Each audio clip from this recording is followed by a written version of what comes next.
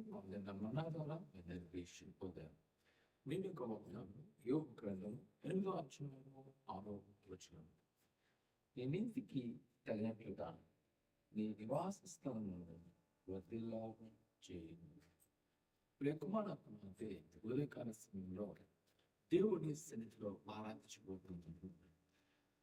ఆయన మన జీవితంలో కార్యం చేయాలంటే మనము ఆయన దగ్గర జీవించవలసిన విధానం, మనం వర్ధిల్లాలి, అభివృద్ధి చెందాలంటే నీతి కలిగి అనగా ప్రభు అయిన యేసుక్రీస్తుని విశ్వసించి ఆయన సెలవిచ్చిన మాటల ప్రకారం మనం జీవించడానికి ఆయన అనుకూలంగా మన జీవన శైలి వెళ్ళినప్పుడు దేవుని యొక్క వ్యాఖ్యలు చదువుకుంటా ఆయన మనము వర్ధిల్లించేయండి.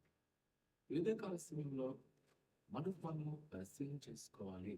మనము ఎంత ప్రభువులో ఎదుగుతాము, ఎంత సామర్థ్యం ప్రభువులో మనకు ఉంది. అప్పుడు ఈరోజు నీ జీవితంలో ప్రభు యొక్క మాట ప్రకారం జీవిస్తున్నావా? అలా జీవించినప్పుడే వేరు కోరుకుంటున్నావో, నీ కుటుంబం పట్ల ఏది ఆశకున్నావో ప్రభుత్వం వెళ్లబడతారు. ప్రార్థన చేసుకుంటారు. భవిష్యత్తుగా నీకున్నాను, నీ బిడ్డని వారిని జ్ఞాపకం చేసుకోవాలి. నీ దీవుల నీ ఆశీర్వాదం ప్రతి ఈవుని కలిగించాడు. ఆయన ఆరాధిస్తున్నగా ఎన్నో కార్యం చేసి నీ మాటలో నడిపించున్నాడు. ఉదయకాలము 6 గంటలకు 10 ఆరాధనలో ఉంటే పాల్గొవాల్సిందిగా కోరుకున్నాను. దేవుడు దీవించుగాక. ఆమేన్.